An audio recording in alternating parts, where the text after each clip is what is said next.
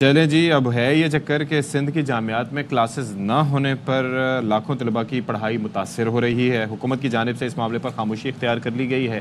یہ معاملہ کیا ہے؟ وہ معاملہ وہی ہے بھائی کہ وہ چاہتے یہ ہیں کہ وائس چانسلرز کی جو اسامیاں ہیں ان کے اوپر بیوروکریٹس سیٹل ان کیا جائے، ہر جگہ بنائی جائے، یعنی کہ ان کو کوئی ایسی جگہ نہیں ہے کہ جہاں پر ان کو تعینات نہیں کیا جاتا۔ تو اب یہ ہے کہ اس کا یہ کولڈ وار ایک چل رہی ہے۔ اساتذہ کہتے ہیں ہم یہ نہیں ہونے دیں گے، حکومت کہتی ہے کہ ہم نے سوچا ہوا ہے۔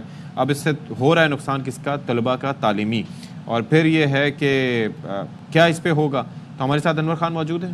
انور خان صاحب موجود ہیں۔ انور خان بتائیے گا کہ کیا یہ جو کولڈ وار ابھی تک چل رہی ہے اور ایسے میں اسٹوڈنٹس کیا کریں؟ اسٹوڈنٹس کس سائڈ پہ ہیں؟ Like what are they doing?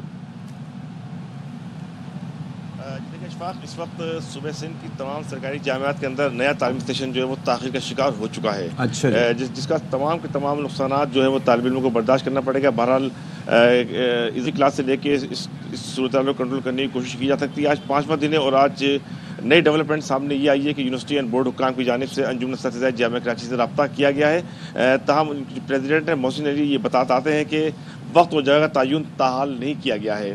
اور اس وقت جامعہ کراچی کے ٹیچرز کلب کے اندر انجمن اساتذہ کی مجلس عاملہ کا ہنگامی اجلاس جاری ہے اور اجلاس کے اندر اب تک ایم کیو پاکستان، جماعت اسلامی اور دیگر سیاسی جماعتوں سے ہونے والے رابطوں سے آگاہ کیا گیا ہے۔ اور اس کے ساتھ ساتھ اب اس بات کا فیصلہ کیا گیا ہے کہ Pakistan Peoples Party, Muslim League Nawaz, J U I سمیت دیگر سیاسی جماعتوں سے بھی رابطہ کیا جائے گا۔ ہنگامی اجلاس کے بعد اساتذہ نے اس بات کا فیصلہ کیا ہے کہ وہ جامعہ کراچی کے سلور جوبلی گیٹ سے NAD تک جو ہے وہ مارچ کریں گے۔ آج سندھ کی تمام 17 جامعات کے اندر اساتذہ نے احتجاج کا بھی فیصلہ کیا ہے۔ انور ایک چیز بتائیں، کیا لاجک ہے گورنمنٹ کی کہ کیوں بیوروکریٹ تعینات ہونے چاہیے؟ جی دیکھیں، صوبائی وزیر تعلیم سے اور محکمہ بورڈ کے حکام سے جو ہماری بات ہوئی ہے وہ یہ کہتے ہیں کہ انتظامی پوسٹ ہے، وائس چانسلر کی تقرری ہو، ڈائریکٹر فائنانس ہو، کنٹرولر ناظم امتحانات ہو یا اس کے ساتھ ساتھ دیگر ڈپٹی کنٹرولرز ہو، تو تمام کے تمام یہ وہ عہدے ہیں کہ جس کے اوپر انتظامی امور کے ماہرین کا آنا ضروری ہے۔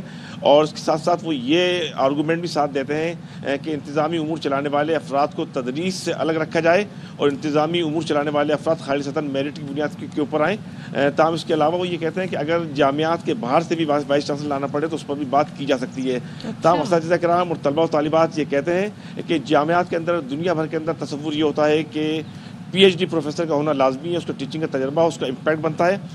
تو اس کے ساتھ ساتھ اگر آپ انتظامی اعتبار سے لوگوں کو لا کے یہاں پہ تعینات کرتے ہیں تو اس کے نتیجے کے اندر یقینی طور پر سندھ بھر کی جامعات کا جو ایجوکیشن امپیکٹ فیکٹر ہے وہ یقینی طور پر متاثر ہوگا۔